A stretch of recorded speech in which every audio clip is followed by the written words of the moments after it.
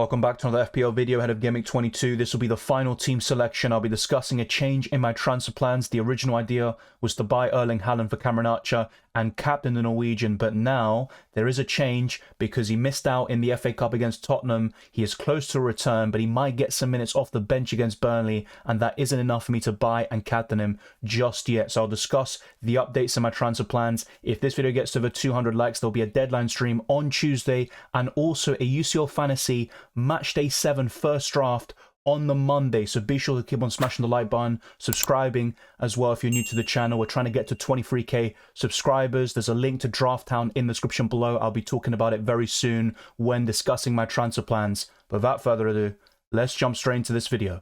Nothing has changed between the sticks. I've got Areola and Dubravka, and this week, on paper at least, I would favour Areola in terms of clean sheet probabilities, with Dubravka facing Aston Villa away, and despite Newcastle progressing to the FA Cup 5th round with a 2-0 win over Fulham away, I still don't trust them away from St James's Park, especially against Aston Villa, one of the best teams over the course of this season. Bournemouth have been very good recently, but tailed off in the last 2 games against Tottenham and also Liverpool. They did respond with a 5-0 win in the FA Cup, whilst West Ham did crash out even earlier against Bristol in the replay. But I would favour Areola here. He's one of the best goalkeepers in the game. He offers insane value. The bonus points are certainly a possibility with him if West Ham can keep a clean sheet. So as a result, Areola will be in goal.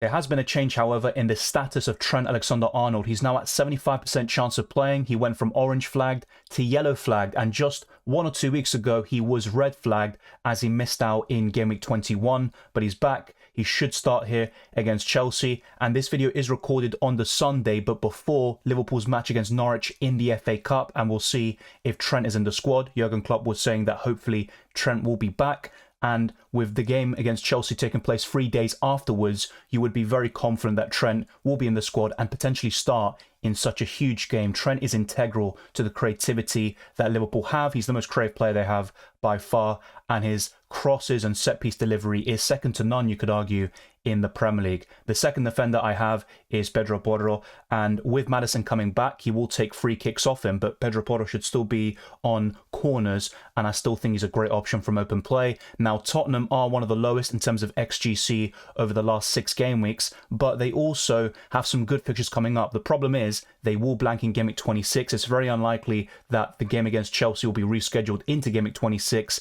There's about a 5% chance of that happening, whilst with Liverpool, their game against Luton Town is 100% going to be a blank now, following the FA Cup results, with Luton Town win against Everton in the FA Cup 2-1 away, a massive win for them in the dying embers of that match. And my final defender is Pervis Estupiñán, and Brighton won 5-2 away to Sheffield United, and they had a few 0-0 draws in a row, but they went back to Brighton fashion, scoring multiple goals but also conceding a few in the process. Estupiñán got no attacking returns whatsoever, so hopefully he can add some of them into the Premier League. I don't think Brighton will keep a clean sheet here against Luton Town, and my main alternative in the bench is Saliba away to Nottingham Forest. You could argue that Arsenal have a better chance of keeping a clean sheet than Tottenham or Brighton this week, but I'm favouring the attacking potential of the Spaniard and Ecuadorian in this instance, and that's why I'm going for Trent, Pedro Porro and Estupiñán as my back three.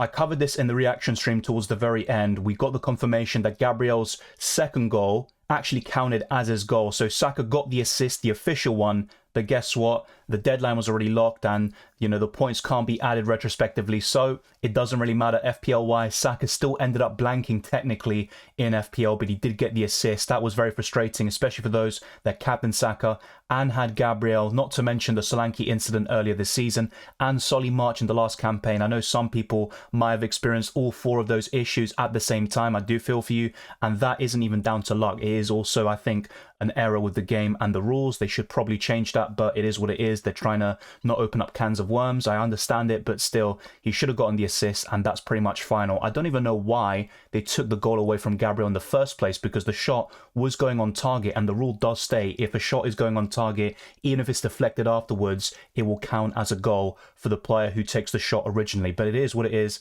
Saka is facing Nottingham Forest away next. He's still quite highly rated by the algorithms of fpl.team, Drafthound and Fantasy Football Hub, but I'm not going to captain Saka anytime soon, that's for sure, with his current form. Jared Bowen is up next, and whilst he's also in pretty indifferent form, you could argue, with 2 blanks in a row, and he also didn't really offer anything else in the other games. I still think once Kudus is back, and he should be in Game Week 22, I think that'll make an impact. And I think the biggest absence for Jared Bowen is Paqueta, who is out for 1 to 2 months, and hopefully he is back sooner than expected, because that will only boost Bowen's chances of returns. They have a great chemistry on the pitch, and they link up very well, and I think Bowen's last goal was actually assisted by Paqueta before Paqueta was subbed off due to injury. My third midfielder is Phil Foden at home to Burnley. I think he's one of the best midfielders to buy in this period. Despite the blank against Newcastle, he's in great form overall, scoring a lot of goals in all competitions. And yes, he didn't do anything against Tottenham in terms of goals or assists, but Foden always looks threatening, and I would back him to do very well against Vincent Kompany's side. My fourth midfielder is Cole Palmer away to Liverpool. So that is a key change from the first team selection video where I buy Haaland, have 8 attackers and have to bench one of them, and Cole Palmer was first there. But now I've put him back into the starting 11. He scored a brace in the Carabao Cup semi-finals as Chelsea won 6-1 against Middlesbrough, and everything just goes through Palmer. He's by far the best Chelsea player this season, and without him, I don't even know where the Blues would be at this moment in time. A lot of you were apprehensive when you saw that Palmer was first on my bench, and that's completely understandable. But for the time being, he is in here. If I were to make a move in the forward line, though, I would have to once again make a decision about which midfielder to bench, and Palmer would enter that equation.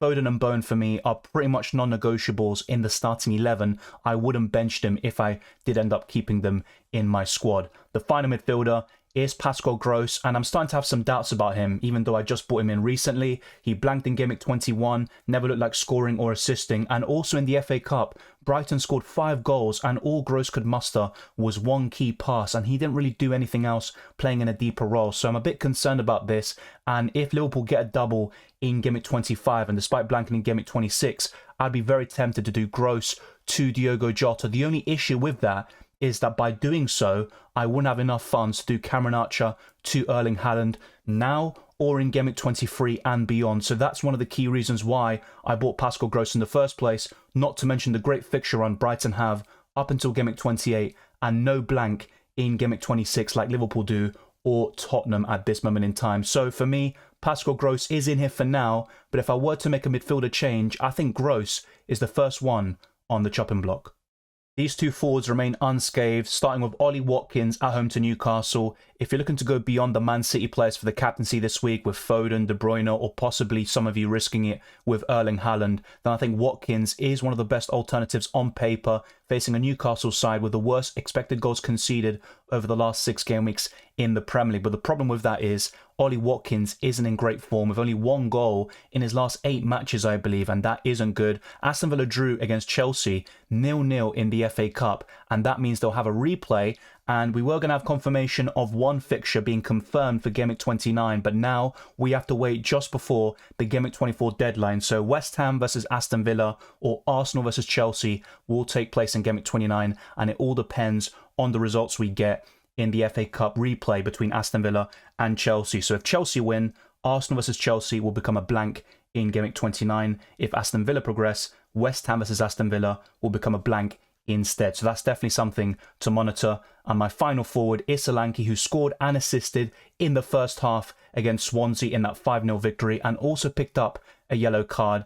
And for me, Solanke's been just kind of a revelation this season. He was quite consistent last season with the assists, and he had a few goals as well to add on top of that. But now he's scoring a lot of goals. He's competing for the Golden Boot, really, and he's putting in some very impressive performances and some massive returns. So I'm quite happy with him, but that's 2 blanks in a row in the Premier League. And if I want to go back to Erling Haaland whilst buying Jota for Pascal Gross, it would have to be a big decision about selling either Watkins or Solanke and keeping Archer on the bench.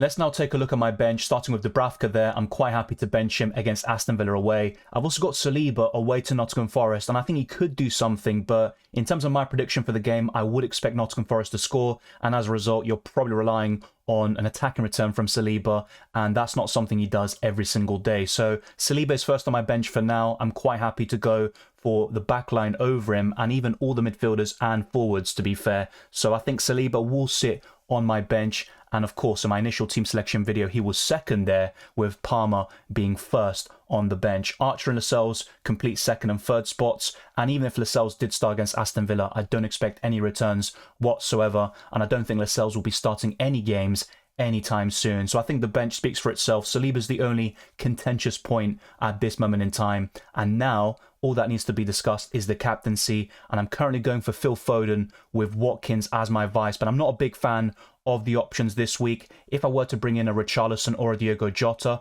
they could become my captain or vice captain respectively. So that's something I need to think about. This squad, what you see here, is basically making no transfers whatsoever, rolling it and having 2 available in Game Week 23. And that could be really helpful, especially if I want to buy Erling Haaland back and potentially also buy Diogo Jota and find ways of fitting them all in. But I'm also still considering, this is not the locked-in team, just to be very clear, I'm still open to a move up front, but particularly in the midfield. I think I made a mistake with Gross, and of course, he is still quite good over the course of the season, very consistent, a bonus points machine, great fixtures, but I just don't like the fact they play so deep quite often, and also the fact that Brighton scored 5 goals in the last FA Cup match, and Gross never looked like scoring or assisting, far too deep for my liking, and I'd rather go for Diogo Jota, for a resurgent Liverpool who also might have more to play for, with Jurgen Klopp announcing that he's leaving the club at the end of the season. Let's now move on to Drafthound and talk about the transfer plans I could make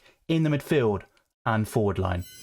There is a link to Drafthound in the description below, and sometimes I put it in the live chat of the live streams and also in the comment section of several videos as the pinned comment. I'd highly recommend you check out Drafthound. You can do it for free first, signing up with a free account, and for as little as £2 you can gain access to all the tools, starting with the optimization tool. If you click this green icon on the top right, it will automatically sort out your bench, and also the captaincy. They recommend Foden as the captain and Palmer as the vice. They give you transfer suggestions, so Solanke to Alvarez is something they're recommending, and also Bowen to Jota, potentially from -4 here, and that is their top suggestion at this moment in time. So if we bring in Jota here, I can then pick any player that I want to get rid of, and in this case I might even go for Gross, which does seem a bit reactionary, you could argue, but it is something I'm considering based on the positions they've taken up the pitch. But like I said earlier, the problem with making this move is that I can't do Archer to Haaland in the future. I'd be priced out of such a move, even if I went for Richarlison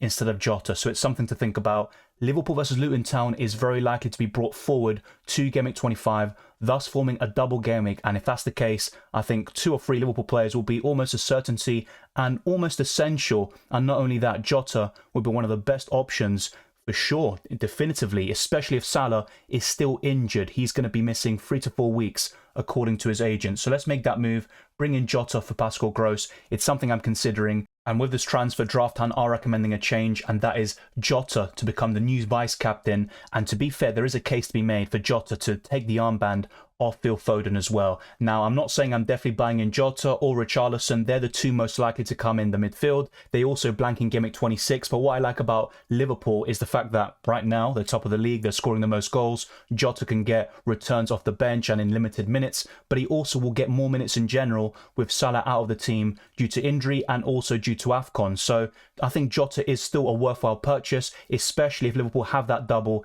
in Game Week 25 with that Luton Town fixture falling earlier than expected. And of course, the other move they recommend is Solanke to Alvarez, and I would definitely consider such a move. So Alvarez, if he were to come in, would be for Cameron Archer.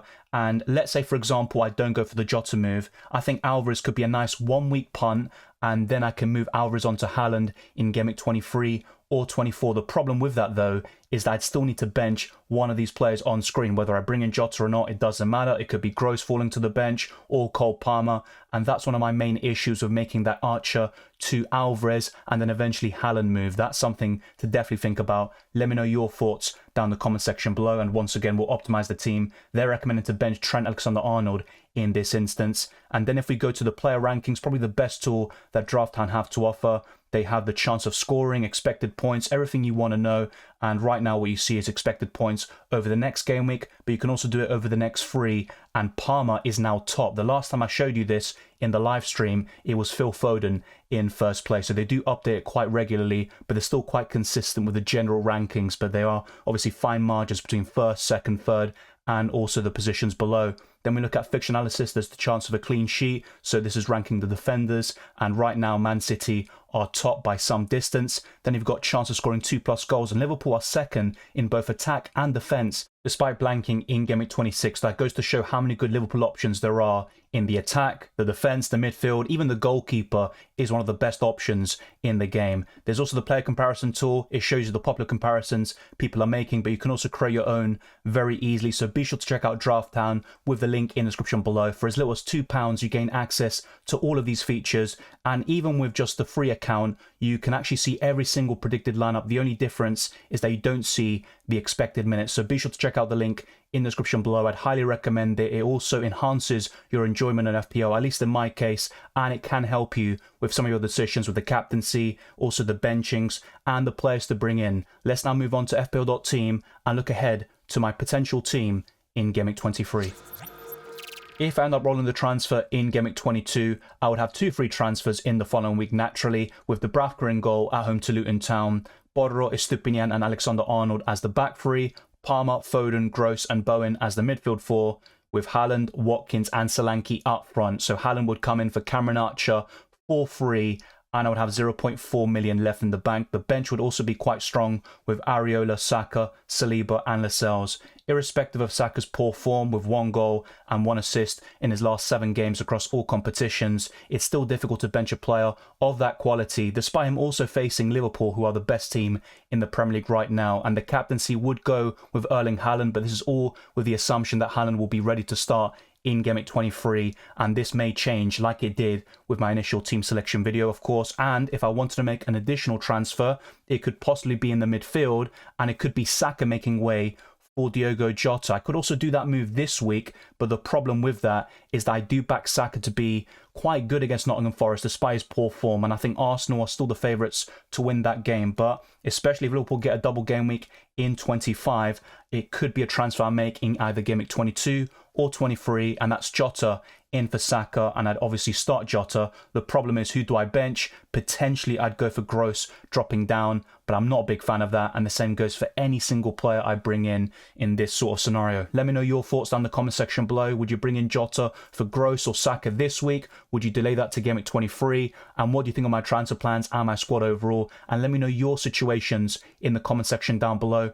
Thank you very much for watching this video. If you enjoyed it or found it useful, then be sure to smash the like button and subscribe if you're new. Let's try to get this video to the 200 likes, and let's keep on pushing towards 23k subscribers and beyond. You can follow me on Twitter and Instagram, DylanRCM, and check all the links in the description below for the Patreon, Championships Discord server, the FPL League, and also Draft. And I'd highly encourage you to check all of them out. And I'm also gifting more memberships in a stream coming up very soon. Be sure to keep your eyes peeled to see when that will be. I gifted 5 memberships in the last reaction stream, and that means you gain early access to my videos as a channel member, and that will be for an entire month. I wish you all the best of luck for Game Week 23 and the rest of the season, and I'll see you next time.